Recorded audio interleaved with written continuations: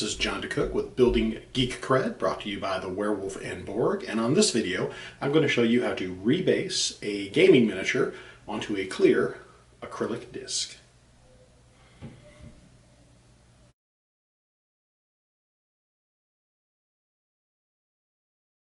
In order to rebase your board gaming miniatures onto clear acrylic discs, you just need a few things.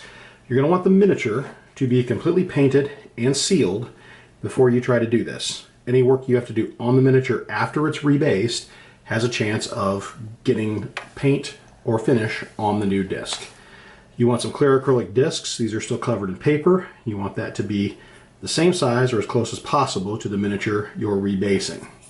You want some super glue, and you want a craft knife with a nice sharp edge on it. Change the blade if there's any doubt whatsoever. Dull knives have a tendency to slip more and cause more injuries.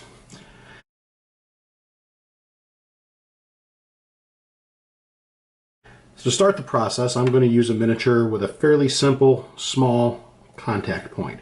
There's just 2 feet attached to the base here. And when you cut, you want to work on a cutting board surface, protect the surface below it.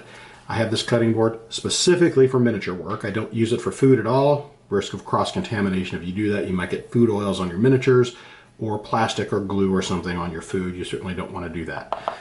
So I have a separate cutting board here.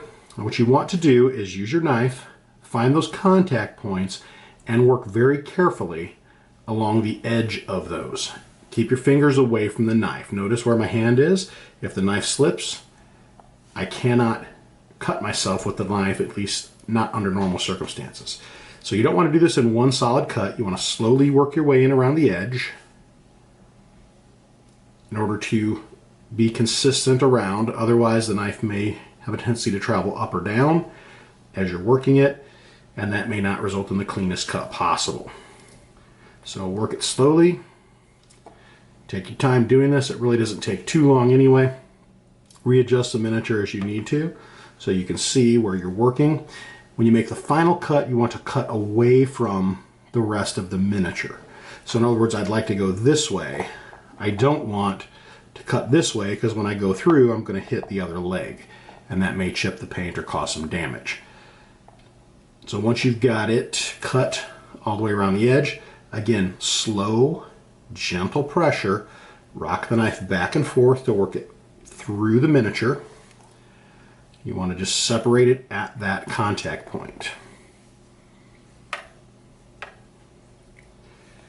Now, after you've done this a couple of times, you'll really have a feel for it. You'll know when it's about to break free, and you can adjust the amount of pressure you're using accordingly. But there you go. So you just pop through.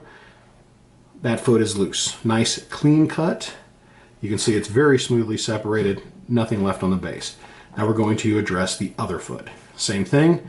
We're going to start here by the toes, work our knife in very slowly and carefully around that edge, just to get that separation started.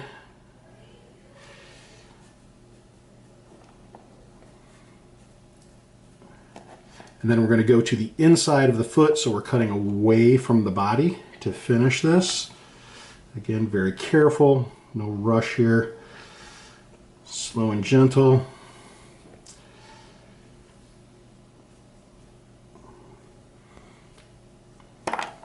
And there we have it. The miniature's free of the base. Now, if you take a look at this base, you can see I did a very clean cut here. There's no raised plastic left on that. The bottom of the feet are very smooth. Now, in some cases, that may not be exactly what happens. You'll want to very carefully shave the bottom, remove any excess buildup, so these are nice and smooth. Now, you've got this base to use as a template. He came off of it like that. So we're going to use it the same way. Notice this miniature, even though it's cut off its base, will stand up on its own, another indication that it was a nice clean cut. So we want to peel the paper off of one of these discs. You do not want to touch the surface of the disc, so you want to handle it by the edges after the paper is removed. Just get it started with your nail or with the edge of your knife if you have to. Again, once it's started, be very careful not to touch the surface. Handle by the edges. Let's do the other side. And we're going to use this base as a template. So we're just going to line the clear base up on top of it. Notice how perfectly it fits there. We can see right through it. Anytime you're playing super glue, you always want to use a toothpick. You never put it directly from the bottle because you will get far too much. So you want to just use a toothpick, and you want to go sparingly with this. So I've got just a little drop of glue you can see there on the end of the toothpick. I've got the miniature here. You want to do a thin layer on the contact points. And then just put this in place, line it up as best you can with the base where it was before. Make sure it's a nice, smooth fit. Gentle pressure down, hold it for 30 seconds.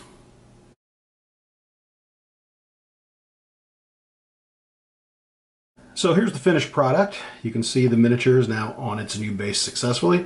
The whole reason I decided to do this is the game Zombicide Black Plague has some really nice tile art. And of course I could do fancy painted bases, but no matter what I do, it's not going to match. So as you can see, wherever this miniature is on the board, the base artwork just shows through so nicely. And it makes a nice clean appearance when you're playing the game. So here's another tile to show you as well. This one particularly highlights it. You can see all the different floor options that there are on this tile, and no matter where this guy stands, he's going to match the floor tile. Matter of fact, let's put a few more out here. So you can really see, even when you get a group of them on the board, it really lets the tile art come through. Well, that's it for this instructional video. Please like and subscribe this video so we can continue to produce them for you and help you learn a little more about the hobby and continue to build your own geek cred. Thank you.